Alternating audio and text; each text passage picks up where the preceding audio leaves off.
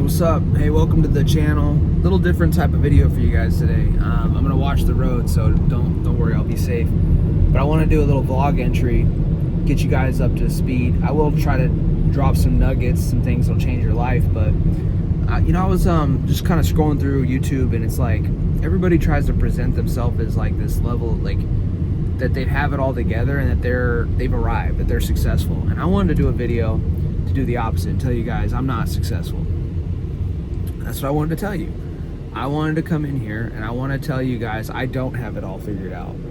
I wanted to tell you that while a lot of people will get online and share their expertise, I think that's good, by the way. I think people should be sharing their story and speaking from results.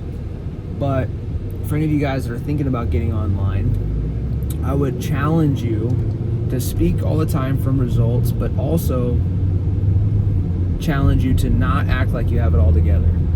Okay, so a good leader, like the purpose of this video is to update you guys with some stuff in my life so we can connect, humanize Jeremiah Sullivan, because I feel like there needs to be more of that on the internet.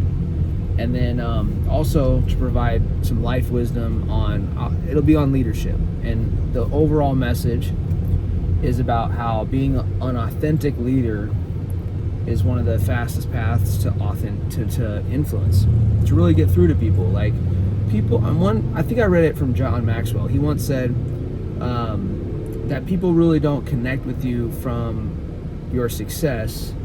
They connect with you because of your failures. And so a little update. If you guys are new to the channel, Jeremiah Sullivan, I was a quitter in life, man. And I would be lying to you if I told you that every single day when I wake up that I don't want to quit. I want to quit every day. Like I want to just go and live a simple life and just give up on my dreams and just try to choose comfort and just, make it easy. But I know that that's like a fast path to misery. So anyways, what I was getting at here is, like, as I'm scrolling through YouTube, it's like everybody wants to talk about their success and they, what made them get to where they're at. And, I'm really more interested in where people are at now. You know what I mean? Like, where are you at now? What are you doing now? And how do you see yourself now? So for you guys, like I said, I don't see myself as successful. I feel like I have a long way to go. And I did this, if you're an aspiring coach or you want to be a better leader, this is one thing I did recently that'll help you. I think it'll help you a lot. Is that I have this client of mine who's just been amazing in my program. And she's brought friends in or family members in. She's come to my events. She's been in multiple of my online programs. She's a great student. She applies everything, and she's scaled her company tremendously by working on her personal development. And it's been an honor having her in the program. And anyway, she's growing. Her company's growing at such a fast rate.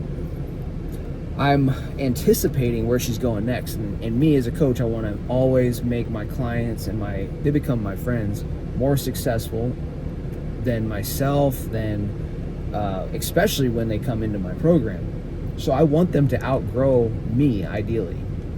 And she's on a path right now where her business is going to go beyond my level of expertise. Now, I can still help her, right? I can still build the best her, but her company has some nuances to it that are beyond what I can potentially help with as she doubles her business this year. And I'm getting ahead of it, right? We still have a lot of stuff that we can work on in the company. But the point is, I went into this Facebook group, and I posted in this Facebook group. I said, hey guys, I'm a coach and I help this person, go from this to this. And now we're going at a very fast rate, and I'm outside. I'm outside of my league. Like I'm here, and I just want to see if there's somebody that can help me. And the amount of comments I got from that post was pretty amazing. There was several people in the post, because it was in a Facebook group for entrepreneurs, they're like, dude, good on you. A lot of people wouldn't even say this. A lot of these coaches, they would pretend like they have it all together, and they would pretend like they could help the person when they actually weren't equipped to do it. And they were like, good on you for seeing if somebody else could help. And, a lot of people in the coaching industry, a lot of people have a bad taste about coaches because coaches just they foam at the mouth for an opportunity, right? And they really, a lot of these guys are just good at sales. But it's not to bash other coaches. That's not what I'm trying to do. I'm trying to say is that I know when I'm outside over my head, and I haven't always been like that. I have been the guy that tried to posture and present himself as something that he wasn't, and held back some of his insecurities, and held back and just allowed, maybe not lied, but like allowed people to make their own assumptions and not correct them, And I'll tell you, that really doesn't help anybody when you act like that. So if you want to be a good leader, one of the things that I think has like really helped me over the years is, or at least the people that I want to follow, when they admit the fact that they're outside of their expertise, that they don't know something, that shows true humility. And humility is not making yourself small. It's not. It's humility is understanding, not making your light smaller, but understanding that the world is bright. You know what I mean? Like understanding that everyone is an equal. Nobody is greater. You're not greater than anybody, but everybody is great. And so point that this is if you want to be like a really like an influential leader, a leader that people listen to, I have found over the years that people love it when you're just real with them and you don't try to act like you fucking know everything. Like I failed, I remember I used to have team leaders as a platoon leader, and I remember there's a couple of these guys that they were all great leaders, and they all had some weaknesses too. And I remember there was this season where we were going out to the range and we were shooting and doing marksmanship training, and there were some E5s out there, and they wouldn't participate in the training. And I remember it triggered me, it bothered me, and I was like, why aren't you guys like participating in the training that all the guys are doing? I'm like, are you too cool to train? You're too cool to train, too cool. But they were worried about getting in there and failing in front of everybody. And I'm like, no, your guys need to see you failing. They need to see you in the trenches with them. And I got in there. And the point is like, we all need, for us to follow a leader, we're trying to figure out if we can trust them, if we respect them. But if they're not going to accept that they're flawed, if they're not going to put themselves on the line to be vulnerable, then we're not going to follow them. So when it comes to, like when I said with this video, I said I don't see myself as successful. The only way I see myself as successful is that I go after my potential every day. But I will tell you, like I mentioned this on the podcast I dropped with Austin Hancock. I'm like, I built my company. I had 13 to 15 people on my team at one point, which is big for an online business. And then I built it up. I lost my team. I've had big revenue months. I've had little revenue months. I have been all over the place. And right now, guys, I'm a one-man. Well, my wife supports as well. I'm a one-man show right now. I'm back to basically the starting point. This is how I started. I mean, my wife basically helps out in that. She doesn't just help. She really helps inside of the business. She helps our clients. She's there for customer support. She's invested in our students, and so I can't even stop her from participating at this point. But the point is I over the last couple of years, I've tore down my company, and it was because I've grown so much, and I had to. I outgrew the positions that I had available. I've outgrown the different skills that I needed in the company, and I am back to just myself and my wife in the business. And that's a crazy place to be. I'm wearing more hats than I normally wear. I'm taking care of everybody alone. Like I said, my wife is in the company helping, but before I had team members helping. I had people running back end stuff, op stuff, and it's a lot to manage when you're running a company and you're used to having a skeleton crew help you with all these different things. So the point that I'm sharing with you guys is that this is the reality of growing a company. I'm not here to tell you I've arrived. I'm here to tell you that I had some success before in my life, and I'm building a business. I know my skills and my this is your value, guys. Your value is not in the size of your company. Your value, from my lens, is in your skill set, your ability to get the job done. And I was talking with this guy, this entrepreneur earlier, who has a $75 million company. And I was on the phone for about 30 minutes. And he was saying, basically that growing fast is not always a good thing. And I believe 100% in that. My mentor taught me that you could grow a business too fast or too slow.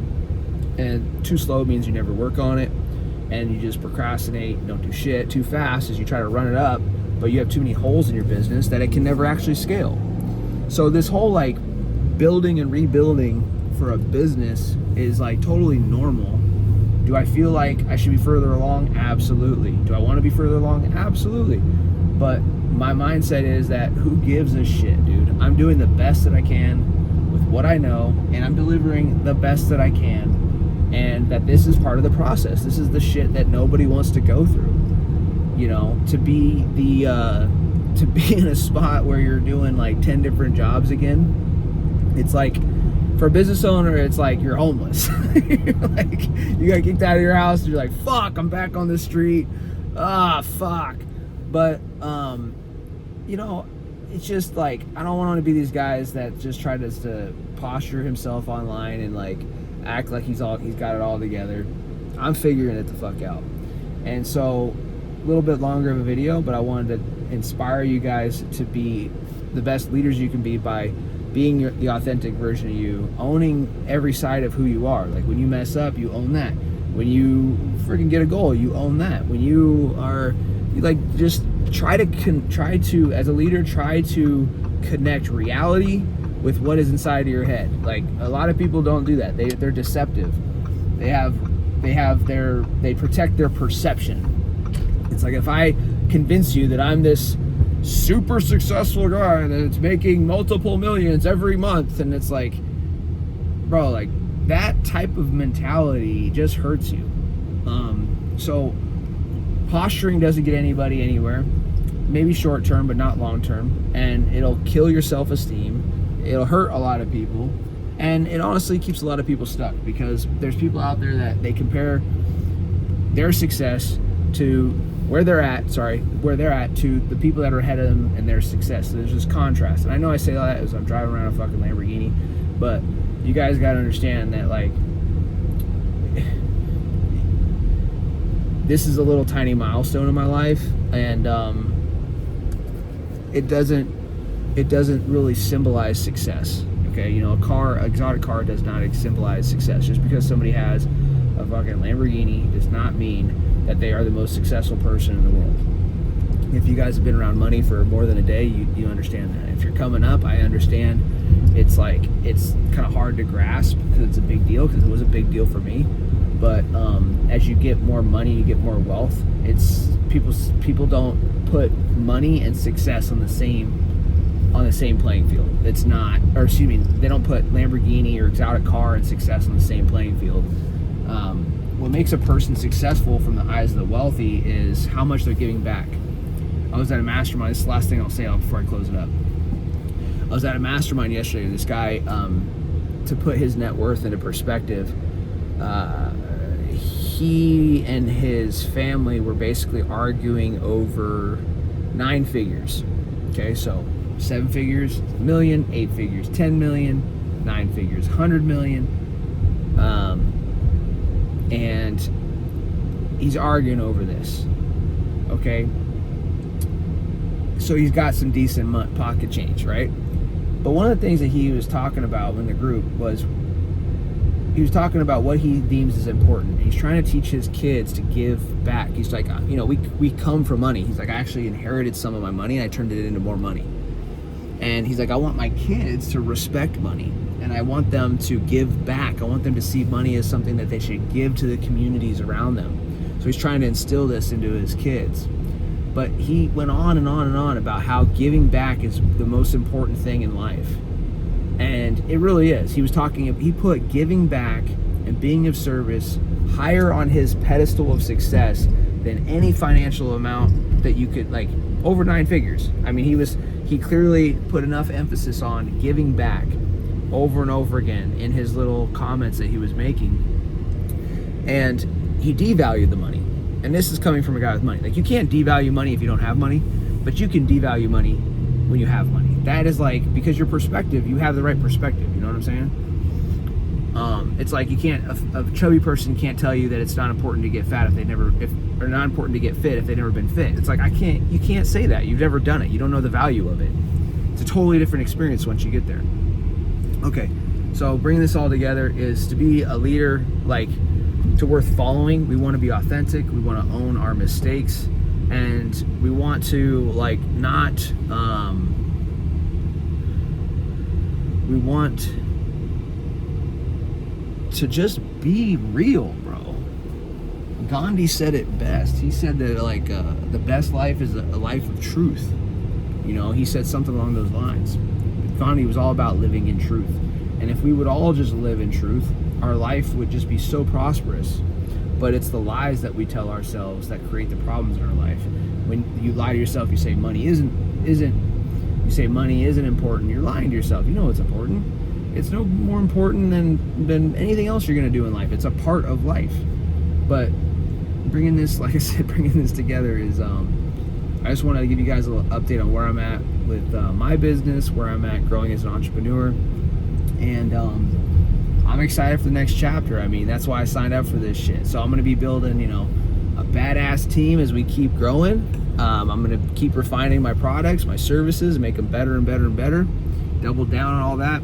And keep helping out my clients the best of my ability, even if that means, like, jumping into Facebook groups and finding them additional resources that extend beyond the service I can provide. So that's how I'm trying to do it. I'm trying to lead by example, guys. And hope you guys enjoyed this longer video. I'm gonna I'm not gonna pull back up. I am going to go for another little cruise here in Florida because I feel like it's the right thing to do. Anyways, guys, enjoy the video. Make sure to check out Austin Hancock's YouTube channel. And if you go over there, look for my video, comment on it. I'll see you guys in the future video. Conquer all.